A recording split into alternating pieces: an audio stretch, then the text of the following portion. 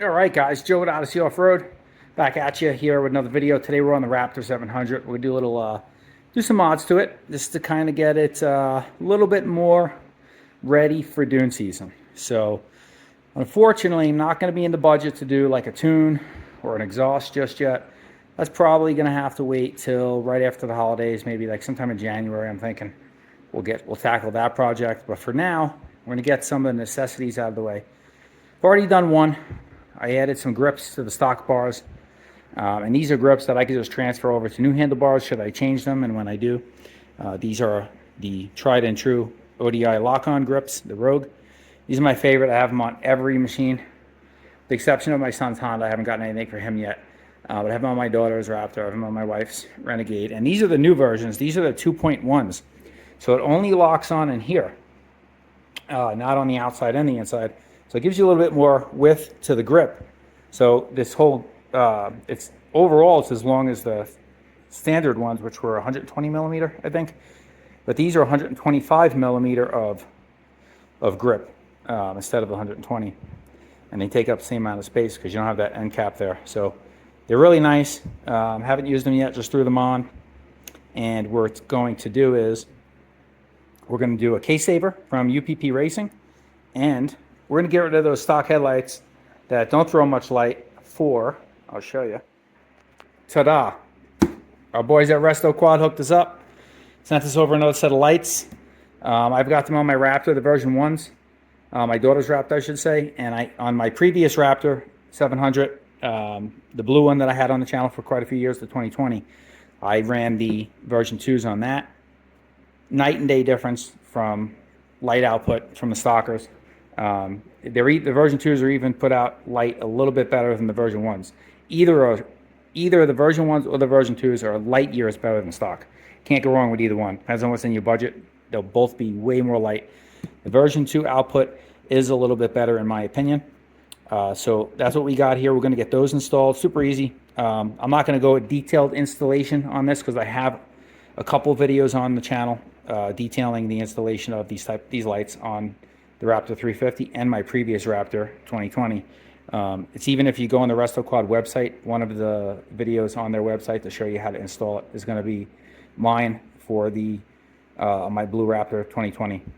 And so I go into detail in that on how to wire them and hook them all up and all that stuff. So we'll get these installed, and then once they're installed, you know, I'll kind of show you guys what I did real quick. But if you want detail step by step, I'll leave a link to that other video at the end of this one. You can check it out.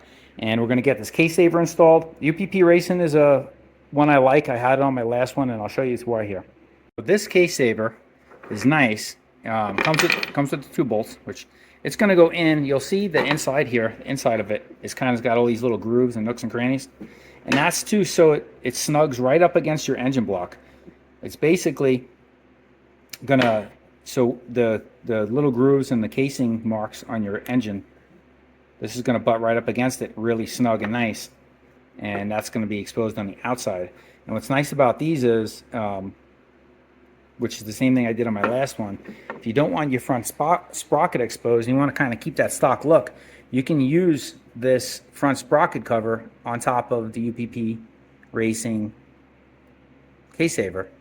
It's really cool that way. You just got to cut these little tabs off, and it'll sit right on top nice and nice. So we're going to get this off, and then I'll show you guys what I do to make this fit on top of it, if that's something you're interested in.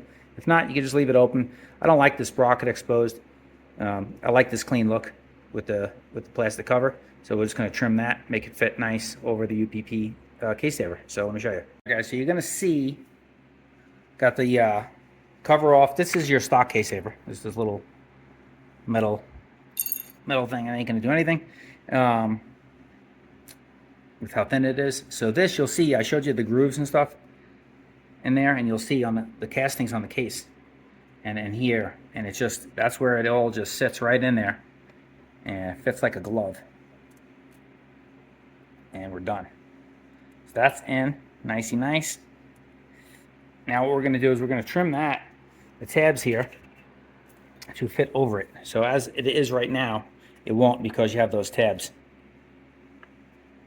Particularly that bottom one, it's not going to work, and the top one too there, you'll see. It's not going to work. So when you trim these tabs off, this will then just sit right there, and it'll look factory. You know, like you never took it off. Nobody will. I've had people in my last one ask, "Oh, don't you run a case saver?" And I say, "Oh yeah, take a closer look," and you can see it in there. But yeah, it keeps that factory look. So I kind of like that. Might not be for everybody, and if not, you can just put the bolts they supply you in there and call it a day. Otherwise, we're going to get this cover put on here right now. I'll show you the finished product. All right, guys, there you go. Installed. I just cut the tabs off, like I said, and it fits nice right on top. And just snug it down. You don't want to go crazy. This is something you can take on and off when you clean your chain or clean your sprocket, or when you replace your sprocket. So I've never used any Loctite or anything on those bolts. I'll take it off on occasion to kind of give it a good cleaning.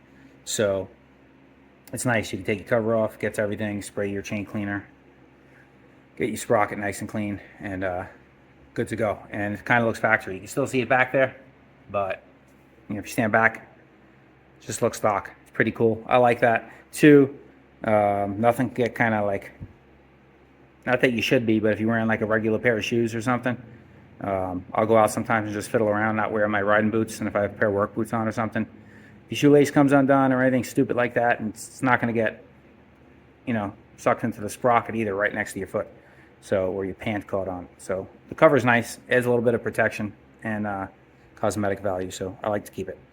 With some other ones on the market, you're not going to be able to, but with this one here, you can. And you can get the UPP Racing right on Amazon, or you can order from them. It's easy enough to get it from Amazon Prime. I had it in 2 days. It, you know, was at my front door. So that's it for that one. So we'll get the lights on. We got the grips. We got that. We'll get the lights, and I think we'll be ready for the dunes. The grips are a necessity. Obviously, the case saver is a necessity because, God forbid, you throw a chain, something happens. You want to have some protection there. That's an expensive repair bill. And then the grips, the stock grips are like, you know, tear your hands up. There's no way. I'm going to Oklahoma here in a couple weeks, and then after that, 2 weeks after that, I got doing a trip to Glamis, first trip of the season, and there's no way I'm riding all day, let alone 3 days in a row, which I will be in Oklahoma with those stock grips. I have no hands left by the time I left. But these are nice and soft. You get a lot of grip with them too. They're awesome. They last a while. I had them on my 2020 Raptor for over 3 years, and they were still pretty good. But 120 hours on the bike, they were just starting to wear off on the ends.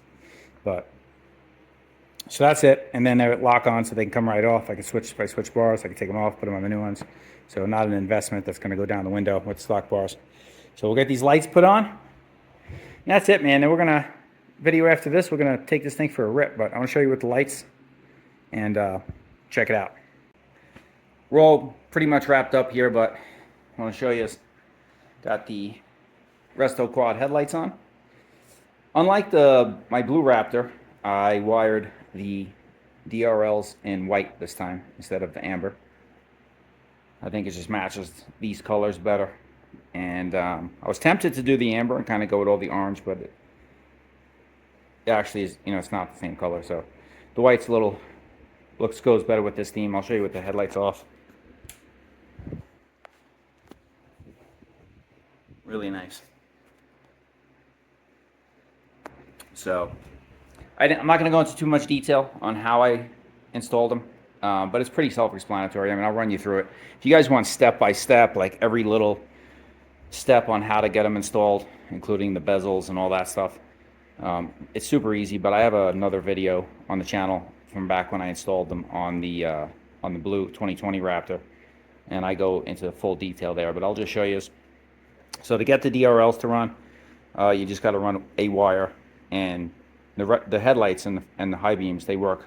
It's factory plug. So when you take your headlights off, you're going to unplug the factory plug right there on each side, and then the Restoquad headlights will have two plugs on them.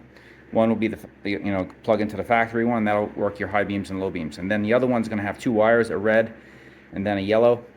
The red is going to be the white DRL, and the other wire is going to be amber. Now the reason why it's like that is, and it also has another plug on it. I cut that plug off because I'm not going to use the additional harness they sell for it, which is for the street legal kit, which and then would make those turn signals. I'm not going to ever do it like that. I'm just going to use them as the white daytime running lamps. So it's wired that way, and the other wire is folded over, and it's all nicey nice. You'll see, taped together. I run one white wire that comes with the kit across through down the frame and back to the fuse block, and I'll show you that. And that is a just zip tied to the factory harness. And then from whichever light, this side's the easiest one to get to. So if you go from the fuse block to your left headlamp, and then you're going to run a jumper from here to the next headlamp to the red wire on that side. And then I just use butt connects, crimp them together, tape them up nicey nice, and good to go. So you get the wire run back, and you see how nice and neat it is. You don't even really see it.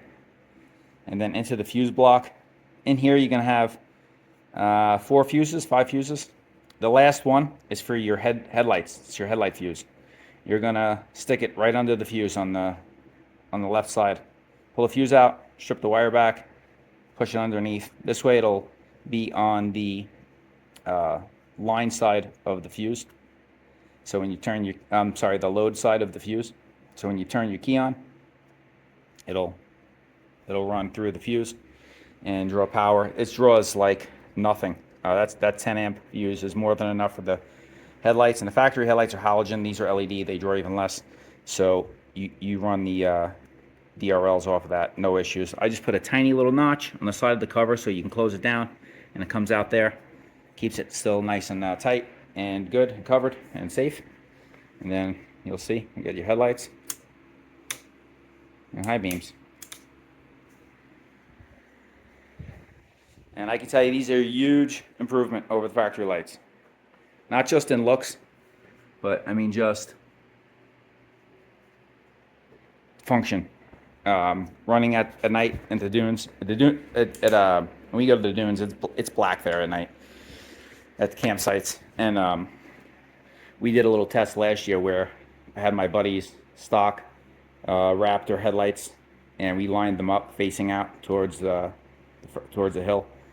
No other lights on around.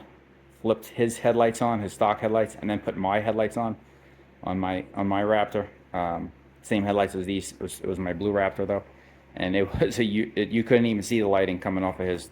It's literally 10 times more light than the stock headlights. So it makes a huge improvement.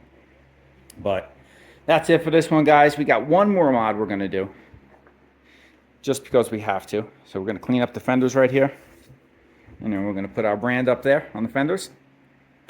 And then that's it. We're going to take this thing out for a run after that. Give her a wash, get the paddles on, and she's ready for Little Sahara, Oklahoma.